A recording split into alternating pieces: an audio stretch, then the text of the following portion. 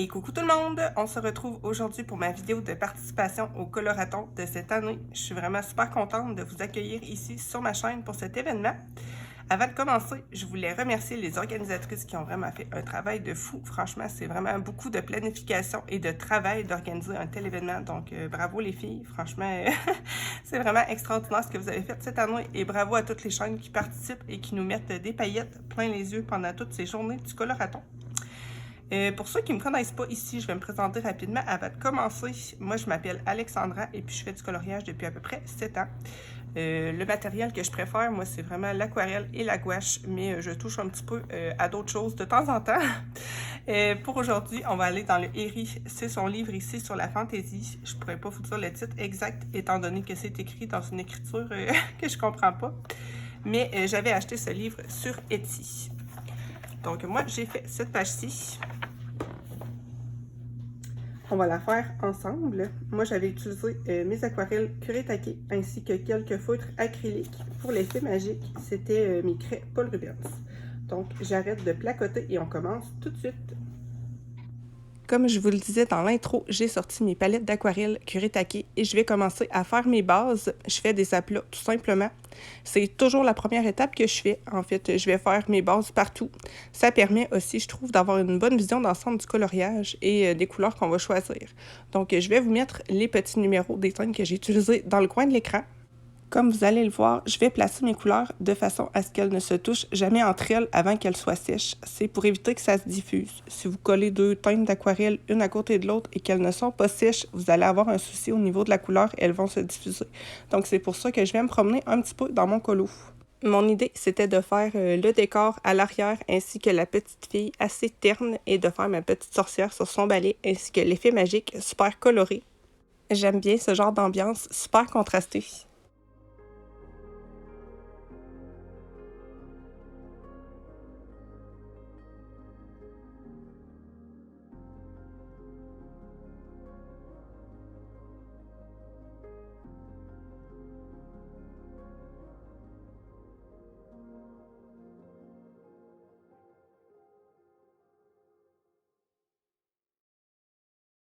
Comme vous le voyez tout de suite, je vais mettre deux couleurs pour mon arbre d'automne et ça va se diffuser. Donc, ça va me faire une base à deux couleurs.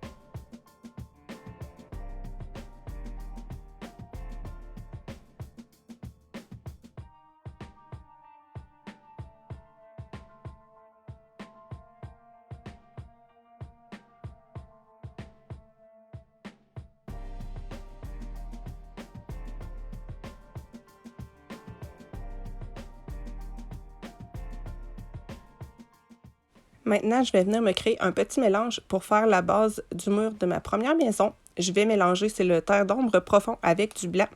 Moi, je vous invite à faire des petits mélanges. Je sais que ça fait peur à beaucoup de gens, mais c'est super facile et même si on se trompe, c'est pas très grave. En fait, si la teinte ne nous plaît pas, on peut facilement ajuster ou recommencer.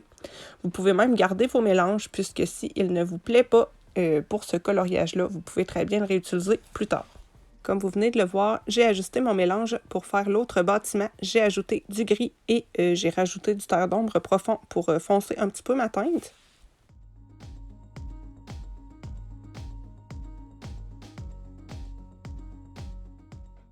Je vais encore une fois récupérer mon même mélange et je vais ajouter du violet foncé. Ça va me donner une espèce de mauve parme. Je ne sais pas trop comment l'expliquer, mais j'aime beaucoup cette teinte-là. Je trouve ça super le fun de faire des mélanges parce qu'on peut vraiment obtenir une quantité de teinte infinie. Vraiment, on n'a pas besoin d'avoir 150 teintes d'aquarelle pour réussir à faire des colos. Et puis, faire des mélanges à l'aquarelle, c'est comme toute chose, c'est avec la pratique qu'on apprend.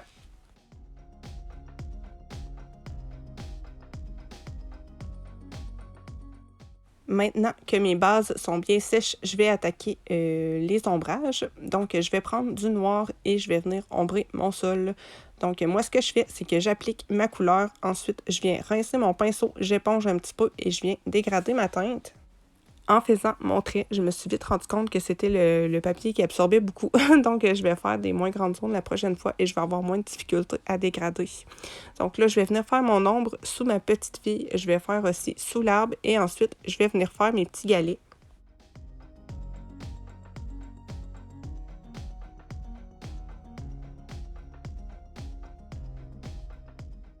Pour les galets, je vais juste venir faire des petits points avec mon pinceau. Je vais en rajouter aussi des plus petits. Je trouvais ça un peu étrange qu'elle ait dessiné des galets un peu toutes de la même grosseur et toutes à distance égale les uns des autres. Donc, moi, j'ai décidé d'ajouter un petit peu ma touche personnelle. Je vais en ajouter aussi des bruns foncés.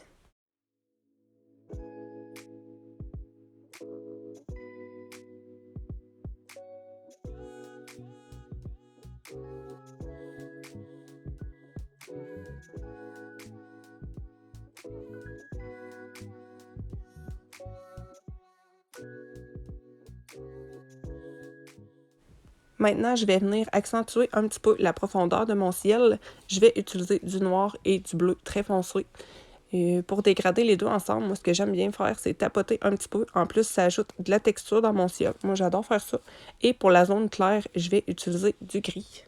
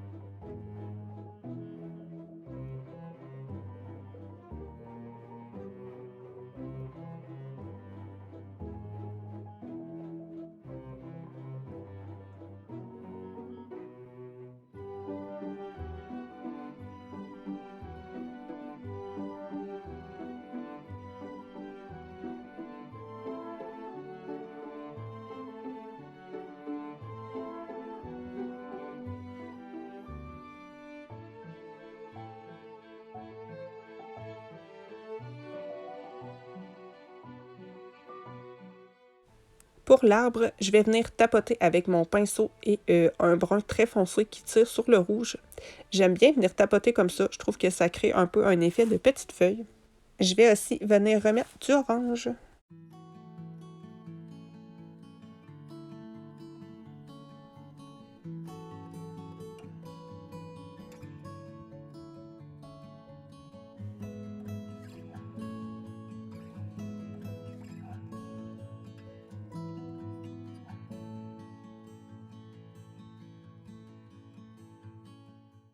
Pour la zone grise du lampadaire, je vais venir ombrer avec du noir. Vous allez voir que dans ce colo-là, je vais prendre beaucoup de noir. En fait, je voulais vraiment que ça ait un aspect un peu terne pour le décor et le noir, c'est parfait pour ça.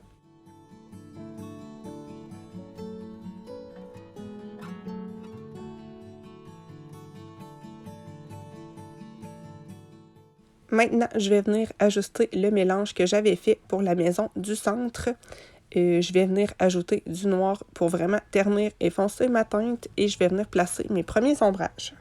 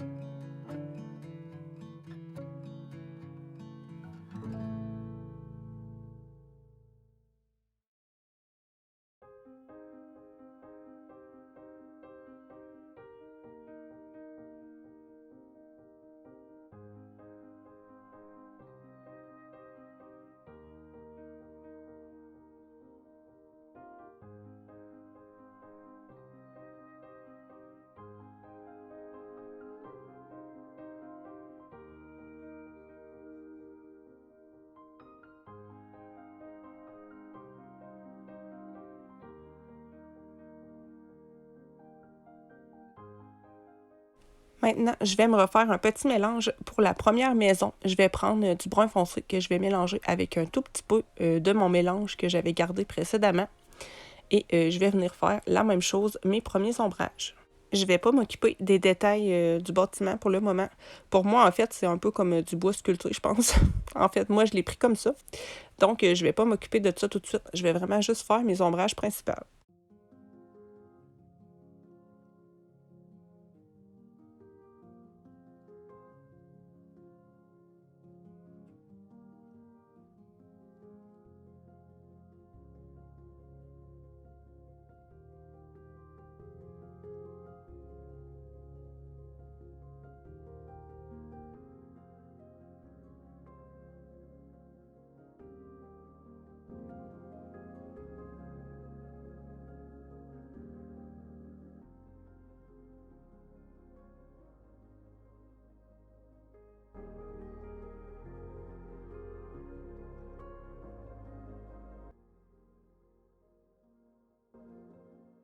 Pour le dernier bâtiment, je vais utiliser le terre d'ombre profond, tout simplement.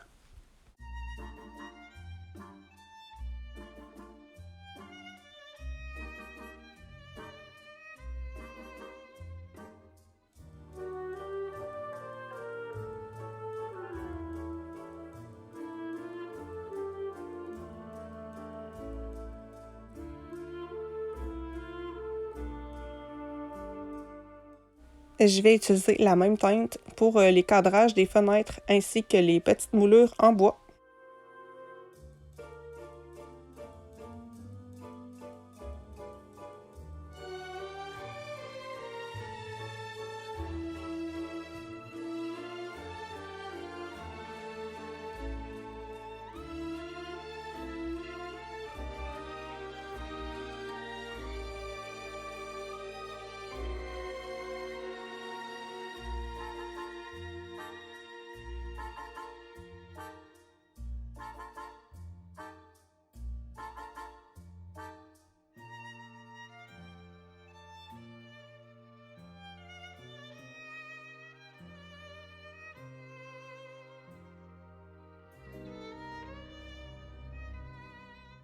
Pour les toits, je vais faire mes premiers ombrages avec du bleu très foncé. Je vais y aller de manière très définie sur les tuiles, étant donné que c'est super petit.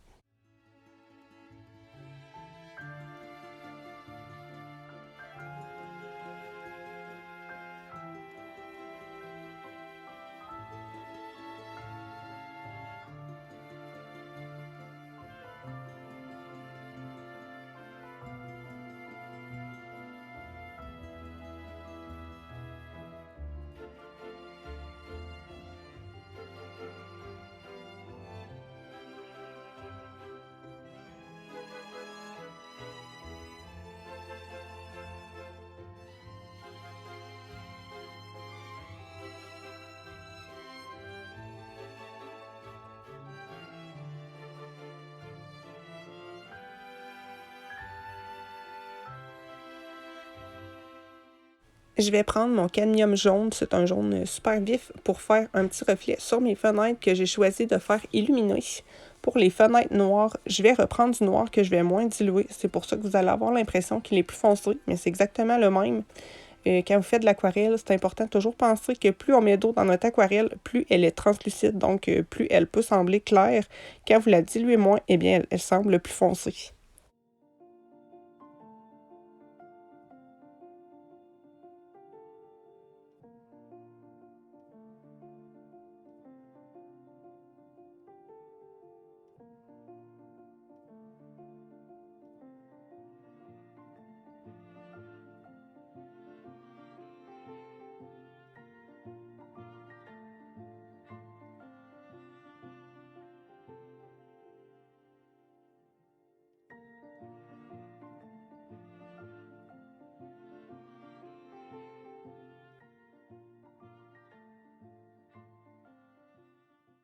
Un bel exemple de ce que je vous expliquais tout à l'heure, c'est ici. Je vais utiliser exactement le même violet que j'avais pris pour ma base, que je vais beaucoup moins diluer. Donc, il va sembler beaucoup plus foncé.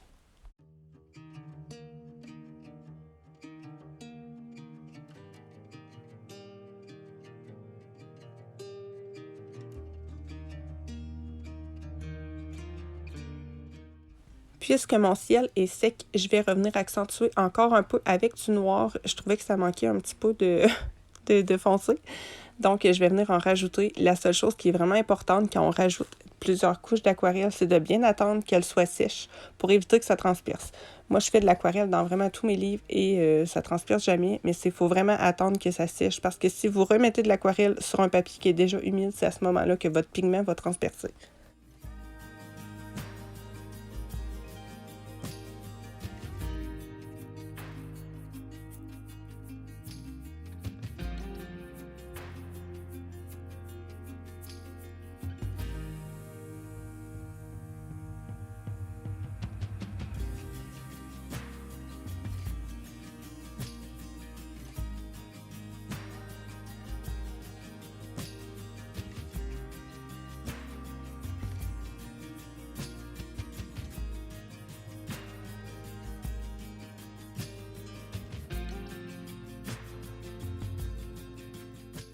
Maintenant, je vais reprendre mon brun foncé, c'est le terre d'ombre profond, et je vais venir redéfinir les détails de la maison, ainsi que toutes les petites arabesques que j'avais ignorées tout à l'heure.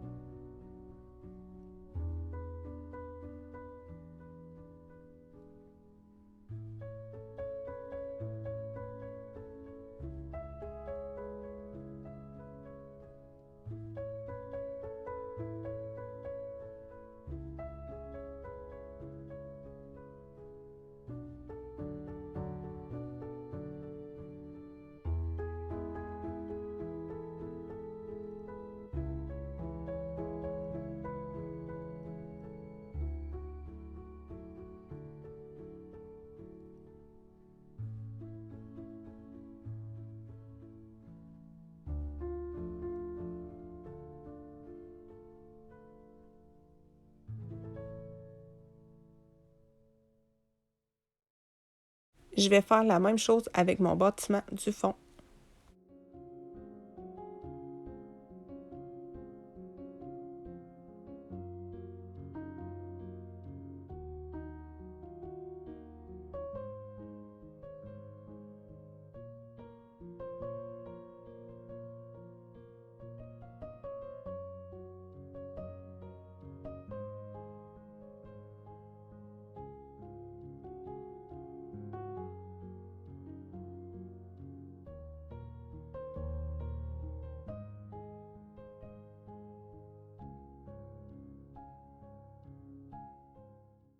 Pour la maison du centre, je récupère encore une fois mon mélange de violet et je rajoute encore plus de noir, donc ça va me donner une teinte encore plus foncée.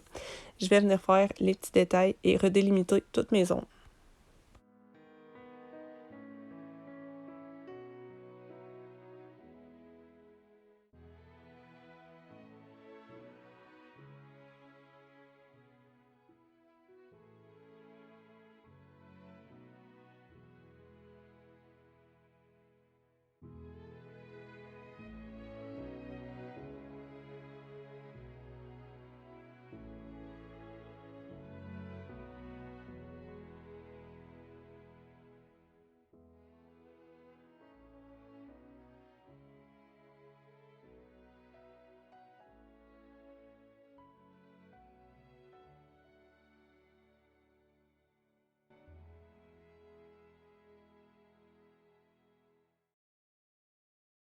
Je vais venir rajouter aussi des petits galets violets. Je trouvais que ça ajoutait une petite harmonie dans mon coloriage. J'aime bien faire ça, des fois, réutiliser des teintes à plusieurs endroits. Je trouve que ça fait une petite harmonie dans l'image.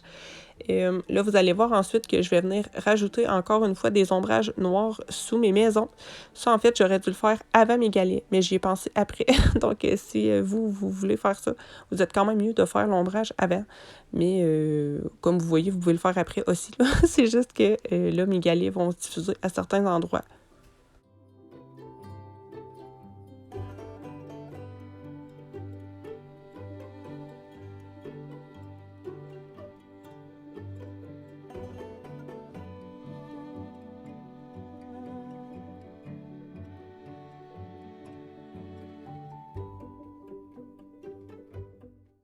Je vais venir accentuer l'ombrage sur mes toits avec du noir.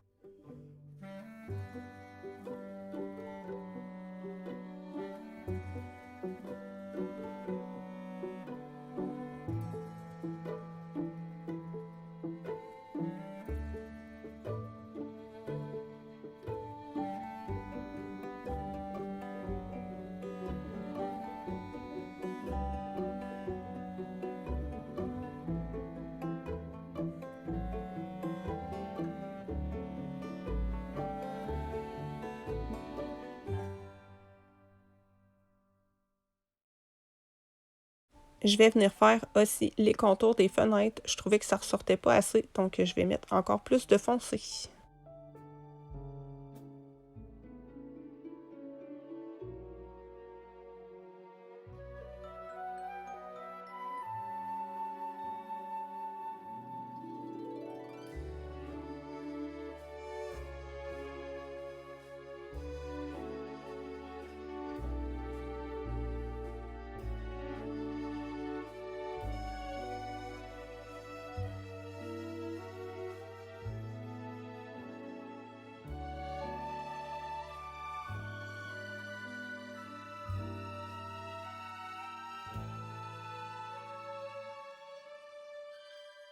Et tant qu'à y être, j'en remets sur la bâtisse du fond que je voulais plus foncé aussi.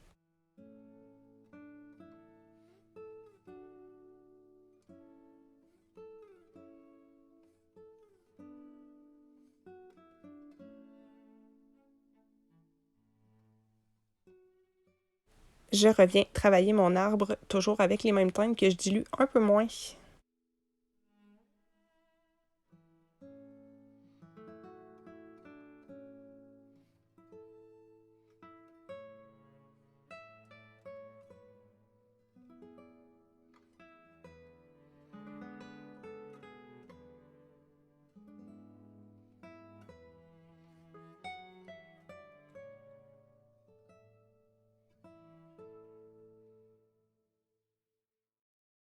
Maintenant, je vais commencer à venir ombrer mes petites sorcières. Je vais utiliser soit une teinte un peu plus foncée que celle que j'avais utilisée pour mes bases ou tout simplement la même teinte que je vais moins diluer. Je vais vous mettre, comme depuis le début, les petits numéros dans le coin. Et puis voilà, je vais y aller de façon assez simple pour ça, étant donné que je pense qu'il y a une grande partie de ma sorcière qui va être couverte par mon effet magique.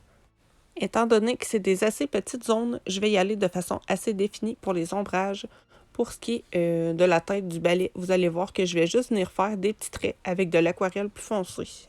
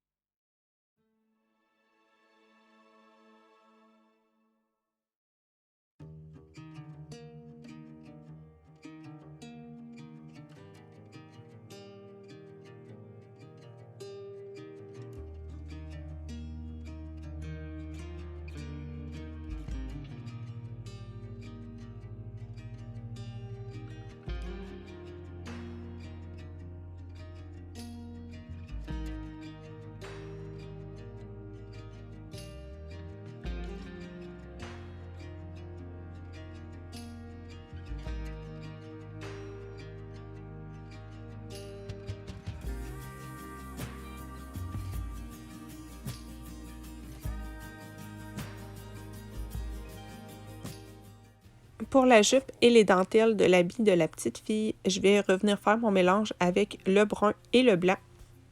Moi, j'aime bien faire des petits traits comme ça. Je trouve que ça donne un effet un petit peu de pli sur le tissu.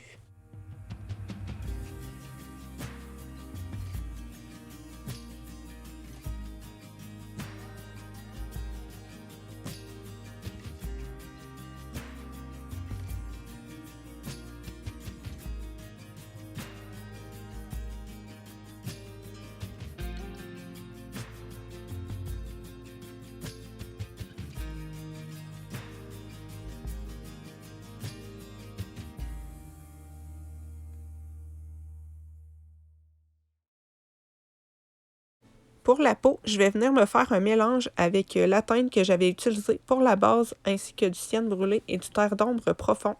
C'est très petit, donc je vais y aller de manière assez simple. Je vais juste ajouter des petites joues avec du rose.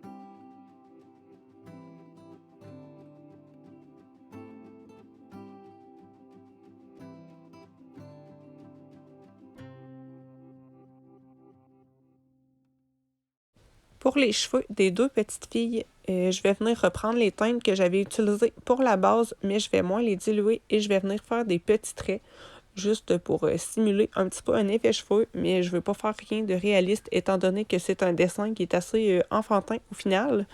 Ensuite, je vais revenir pour faire des cheveux un petit peu plus foncés avec, pour la jeune fille sur le balai, du cyan brûlé et pour la deuxième qui fait un petit babaille avec du noir.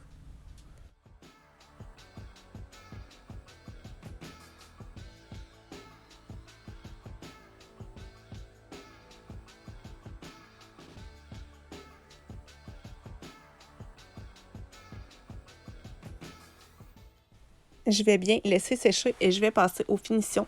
Moi, mon petit indispensable, c'est mon Lumocolor blanc permanent. Ça me permet vraiment de mettre des reflets de lumière un petit peu partout.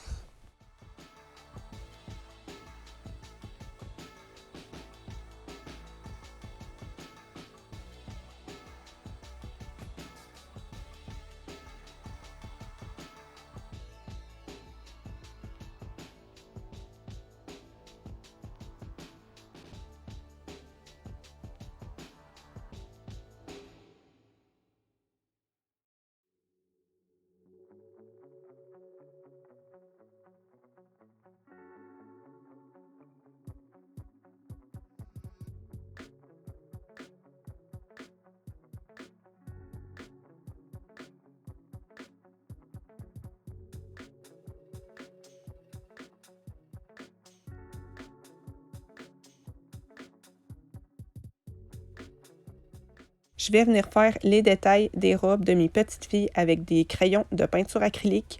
Moi, j'ai utilisé pour ce col aussi des tout petits crayons que j'avais achetés chez Dolorama à vraiment pas très cher. Mais si vous avez des Artistro ou des Posca, c'est vraiment la même chose.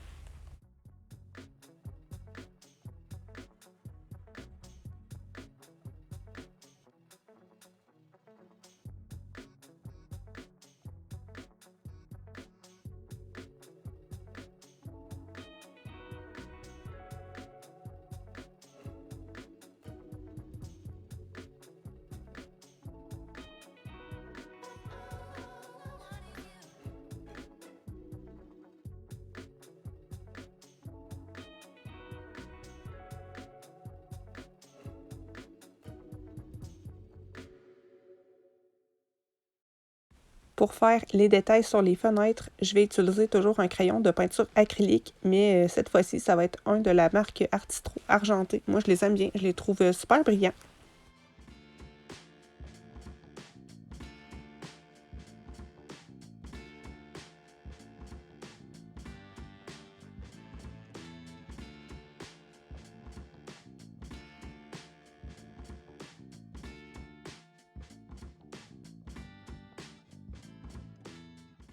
Avec le même crayon, je vais venir faire l'horloge ainsi que les étoiles et la lune.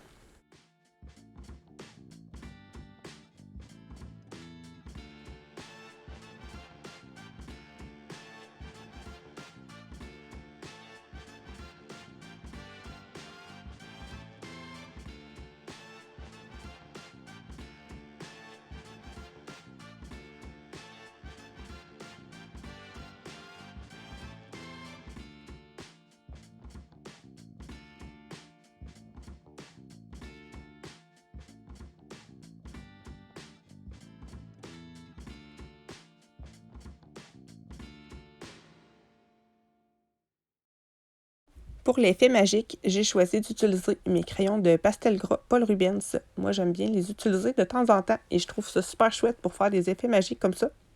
Donc, je vais positionner mes couleurs un petit peu selon mes goûts. En fait, j'ai été un peu au pif. Et ensuite, je vais venir estomper avec mon doigt.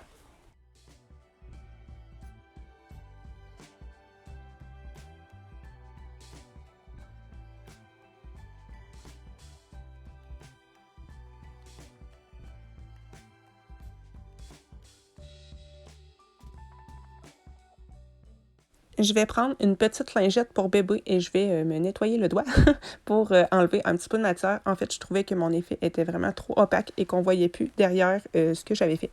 Donc, je vais me laver le doigt et je vais estomper et je vais répéter l'opération et ça va éclaircir un petit peu mon effet de magie.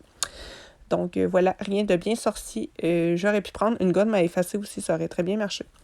Mais je vais me débrouiller comme ça pour, pour cette fois-ci. Je vais rajouter aussi un petit peu sur les côtés pour essayer de rendre ça un petit peu moins linéaire. Donc, je vais terminer en mettant quelques splashes avec mon encre argentée Winsor & Newton. Moi, je l'aime beaucoup, je la trouve super brillante. Je vais en mettre un petit peu aussi dans mon ciel.